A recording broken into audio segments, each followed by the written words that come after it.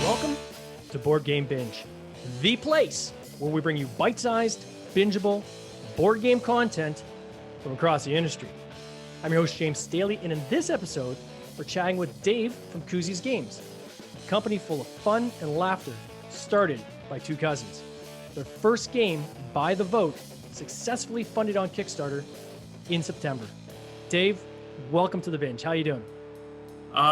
Thank you for having me. I am doing well, excellent. I just came back from delivering a number of games to Kickstarter supporters by hand and thanking them, but I am still pumped and excited for what's to come. So just a quick little disclaimer for anybody listening or watching. Although this game is called By the Vote and it's about elections and politics, we're going to spare people any political talk about the current political environment on this podcast. We're really here just to talk about games and Kickstarters, and this just happens to be one that's themed around elections, but I want to throw that disclaimer out there in case people are concerned that we're going to get into some hot topics, because I promise you we are not. So let me just start by saying congratulations. When I just checked the numbers before we got on here, you guys hit 30,000. I'm going to put this in Canadian dollars because it always sounds larger. All right.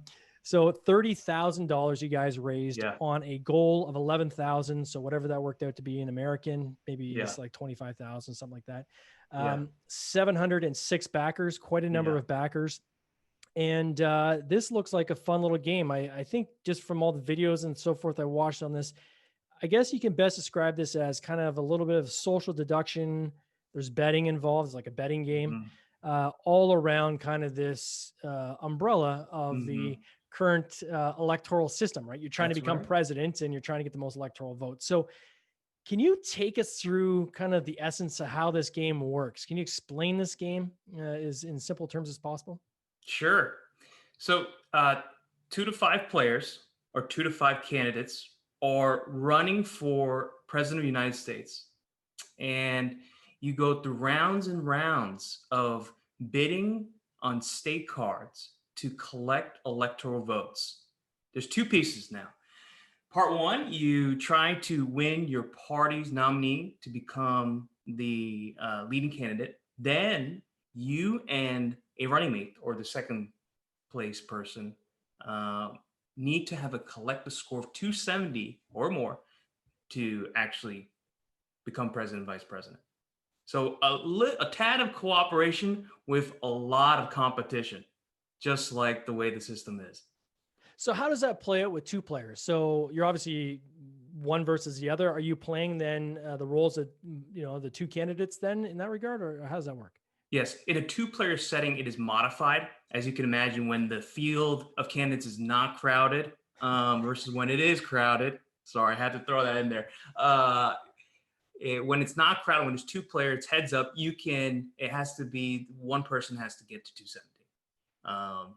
That way, it makes it a little more challenging, but still hyper competitive and a lot of fun. Reading, and as you correctly nailed, reading the other player or players and candidates on what they're going to do in their bidding strategies. And it's evolving. Every round is different. Any card can turn up, and we can delve more into that. So it's a fast game, right? Like it's 15 minutes. There's actually a timer. Now, I don't think there's a timer in the game. You either use your phone, or I know on your website, you've got like a timer on your website you can click on, but it's 15 minutes timed, right? And then after the 15 minutes, the game ends. Is that kind of where you're That's at? Right. That's right. 15 minutes, the game ends. We try to go digital with the timer. We put it on YouTube. You can find it on YouTube, By the Vote Game Timer. You'll find 15-minute timer running down. Maybe we'll do different flavors of it every passing season or what have you to change things up. But yes, there's 15-minute timer. Game ends when 15 minutes are over. And so this is kind of the games that people that know me know that I like, the kind of what you call the gateway games or the casual games where it's under an hour. It's something where you can bring, it's not too heavy, so you can bring new players in if you're trying to introduce people into the board game world. Or quite frankly, if you go to game nights like I do and you want to start off with something a little kind of just kind of ease your way into the night. You start off with a casual game, then you get into something heavier, or maybe at the end of the night when, you know, there's still stragglers left over and you have a limited amount of time, this could be a game you could pull out for that. When I was going through it, what I thought was really neat is it comes with this kind of like voting booth, right? So you can shield You yourself like that, yeah. from the other players, which is kind of, I mean, in terms of thematically, it's right on, which is really neat. The thematically how you guys have built this out. Thank you. It's I mean, it kind of feels like an election, right? You're actually casting a vote. You got your little voting booth there, which is really neat. You've got cards that are and I know there's a lot of disclaimers on the website that are for educational purposes only. They're either coded the state is either, each card is a state, I guess, and it's coded blue or it's coded red. And then you have these kind of swing states, which in this case you've chose yellow instead of purple, which is interesting. But you know, it's thematically it's kind of set out this way. But from an educational standpoint, if there's somebody like myself, I'm in Canada, right? So I still find myself trying to understand the American electoral system, which I'm sure still learning. A lot of people are trying to figure out, because it is kind of a unique democracy in the States and how that's structured. It's kind of neat how the cards are actually, you have the actual proper number of electoral votes on each of the states. So if you pull up that state, after multiple playings, you might actually start getting a sense of how many electoral votes are in each of these states and which ones seem to lean one way or the other, which ones are swing states. I know that's all over the news, a lot of discussion about swing states in general. And just helping people understand what that is, right? It means it's a state that's kind of up for grabs, right? From either party. How did you guys choose that path to take? So instead of going completely generic, there seems to be a conscientious decision where there's a certain line that you're kind of just on the line of not crossing over, getting too political with the theme, but political enough that there's some educational elements to it. Was that a conscious decision, or how did you guys kind of come up with that? Yeah, that's a great question. I could go on about this question, but yes, it was a very conscious decision not to delve into the political issues too much, make it politically themed, make it educational, that it is a nonpartisan board game that is fun and educational on the basics. The point is not to ruin game night with a political themed game. And one of the challenges that we face even on Kickstarter is because of the theme, it was hard to convince people to back us. At the end, we hustled hard and did what we had to do. But we found there are few examples of successfully kickstarted political board games, and we were one of the few. That's something I think we're proud of, but it was an uphill battle. So and as we try to study some of the ones that so-called failed or didn't meet their goals, I think one of the common threads is that they got too close to the issues, if that makes sense. And we, we kind of nicely glaze along, but had the feel of like an election with the voting booth. Yeah. Well, as you know, how we first kind of connected was you reached out on the Board Game Binge Facebook group and said, hey, I've got this Kickstarter I'm running. Do you mind if I kind of put the post up that talks about the Kickstarter, which usually the answer for most people is yes. Other than members that just join, and on the day they join, within 2 minutes, they start posting links to the different things, like try to be in the group for at least a week before you start doing that. But for yours, because it was politically themed, I was like, let me go investigate, right? Because one thing we pride ourselves on in our group is it's the one area we want people to go where they can be free of all the politics that are in the news and taking over, the news cycle 24/7. So, and then you and I agreed that, you know what, it was appropriate because it wasn't too political. It was more about the electoral system versus, one party or the other, or how things are going in the environment, which I thought was kind of cool. When I got a question on the game, so when I'm looking at you're bidding on states, right? So you've got the states that come out in the middle of the board. You have your little voting booth that keeps players from seeing what you're going to bid on, and you kind of bid on, okay, how much money am I going to bid on each of these different states that are kind of laid out for that particular round? And then the person with when you finally reveal, and the person has the most amount of money on a particular state, they win that state. If they happen to get a swing state, then they get to take a state from one of the other players, right? As a bonus. So they get kind of 2 states for the price of 1. That's See, right. I've done my homework here. You did do your homework, that's for sure. Yeah. So, but here's my question is, if you don't bid, I guess it stays on the board and goes to the next round, right? Yeah. Is there ever a situation kind of like in the real world where if you don't spend a bunch of advertising money in a particular state that is solidly one way or the other, there's a good chance you're still going to get that state? Was that kind of consideration put in at all as part of this game, or was it Yeah. kind of too deep of a thought that you guys thought, no, That's let's an simplify interesting this? question. So, what happens on ties and when states are not bid on, they stay on the board and they Right. get stacked upon for the next round. And then you have, you're bidding on 2 states instead of 1, or it becomes 3 states, and it gets juicier and juicier.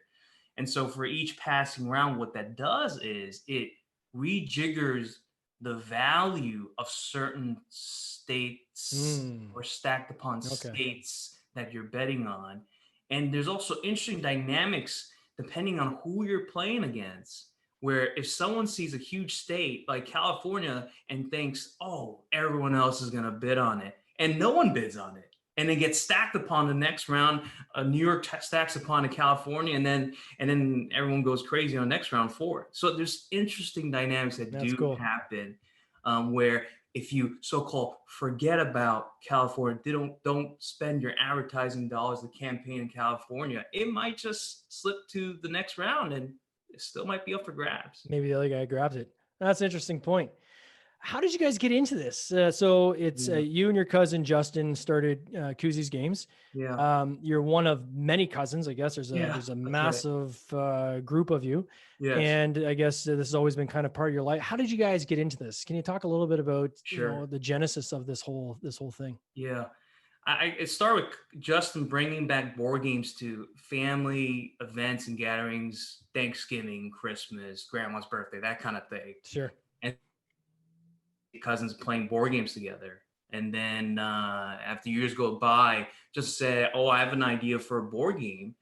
And I thought, oh, that's cool. Why don't we work on one? And then 2 years go by, finally by the votes in people's hands. It is truly a labor of love, and the rewards that we reap is just seeing people derive joy from your creation. I mean, it's just a wonderful, wonderful thing when you see kids and adults and teenagers, all ages that we found, enjoy what you have created. I don't think there's anything more rewarding than that. And at the end of the day, I think board games are not just, taking you to a fantasy land out of reality. I think it really truly can bring people together like it did for our family. Now, are either of you like poli-sci majors, or what? Like, what got you to choose politics as your first game? We're not poli-sci majors, not at all.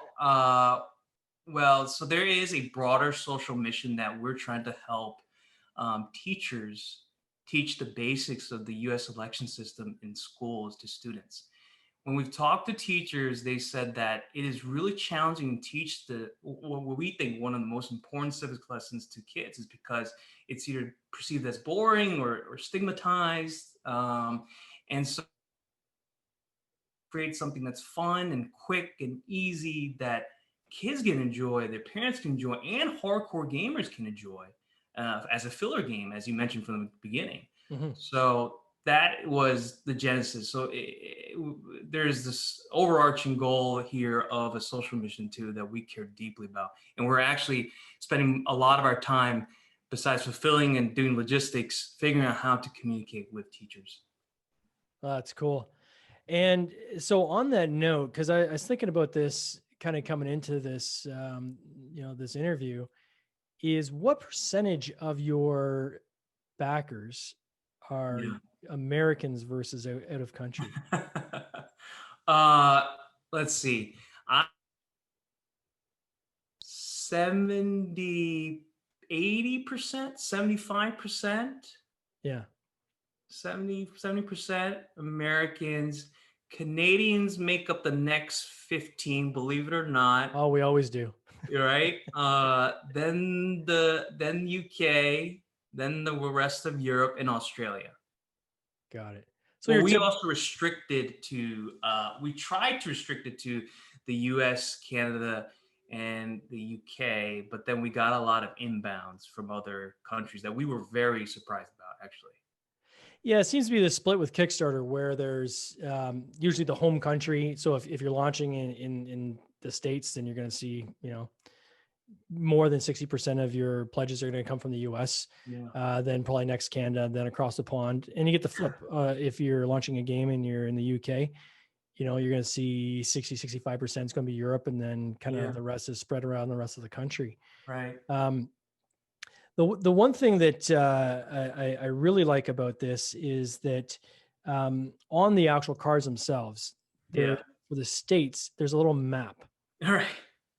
Yeah. and it shows you where that state is. And I Right. think from an educational tool, that's where I think out of country is pretty cool too, right? This is something I would love to have like my kids, Yeah. play, because I ask them about things that are happening in the States or, basic US geography, Sure. Sure. and they don't know, they don't have a clue. And I imagine Right. that's the case around the world. And, anytime that we can have a fun way and for people to kind of get their education, that's always a good thing. Right. And, Right. and it's good because, I mean, as the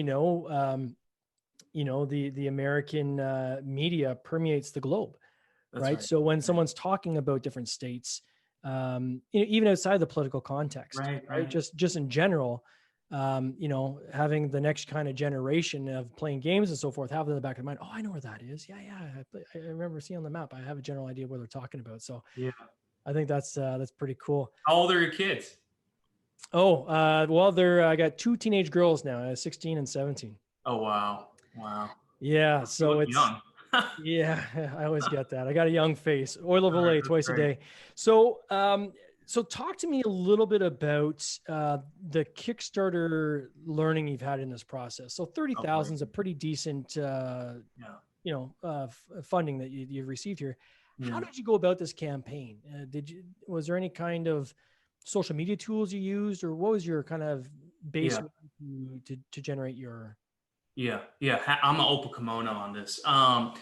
It it it really started before the Kickstarter. I mean, and what we did was we went to a lot of the board game conferences, cons, and just demoed and play tested by the vote with almost 500 people and just got a huge mailing list. We made we had a laptop and we made people take the survey and sign up, and then so we got a strong momentum going into the Kickstart because we did that. We just there's no better way in quote unquote selling or marketing a game than to play the game with someone, sitting down with them, Yeah. and eye to eye, having fun. And once again, I talked about people deriving joy. I got to see that many times. It was and such a broad range of groups and different types of people, and it was truly rewarding. So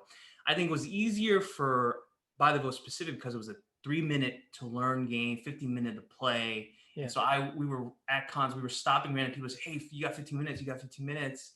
What else do you got to lose? You're just wandering around. And they'll sit down at PAX or Metatopia, NaniCon, Grand Night Summit, wherever it may be that we went to. And so when people saw that we're doing a Kickstarter and they saw our faces, they were like, "Oh, I remember those two guys." Yeah. Glad they forced me to play the game. It was actually good. It was not a waste of 15 minutes. And in terms of when we're in the Kickstarter, we tried everything. We tried everything. We tried Facebook. We tried Instagram. We tried Twitter. We tried the board game, review YouTube channels. We reached out to everyone, anyone, newspapers, anything we could possibly do. We messaged everyone through our phone book that it was just hustle, hustle, hustle, grind, grind, grind. And we're blessed to have 706 backers. I think we're more proud about the number of backers and Yeah. imagining how fitting 706 people in a room than the money. I've never done anything that brought so many people together in one unified mission to support something. How many email addresses did you guys end up collecting? Like, how big was that list? Like we surveyed 489, and we probably had 450 legitimate emails. Nice. And did you get with the Kickstarter kind of preview link? Did you get a lot of kind of notify me opt-ins before you launched on that as well? We got a number of those. I think it did require a reminder of our original list of people to say, hey, it's ongoing. You liked it because we know you liked it. We know how you responded to it.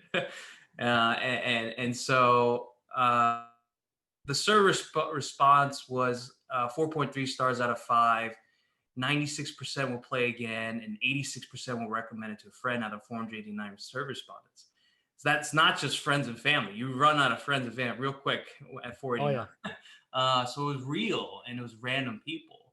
And so we felt really good about playing the game. Now, COVID did throw a monkey wrench in our marketing campaign during Kickstarter. We were planning to do more conferences, more cons, and doing what we do best. Yeah. And interacting with people. But we did our best, and we still got where we need to be, and we're really happy about it. Did you end up using a pledge manager at all? We did not. We were first-time Kickstarter campaigners, and we just thought, it looked pricey, to be honest.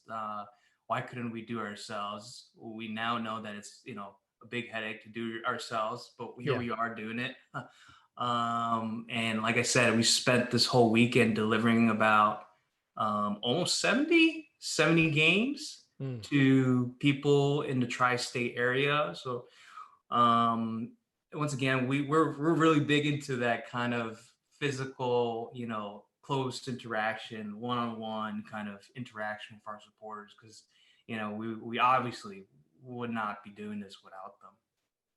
And then in terms of ads, did you run any Facebook ads or anything like that? Or what kind of media what kind of a budget did you put behind your social media? Yeah. We spent a lot. We spent probably $1,500. Okay.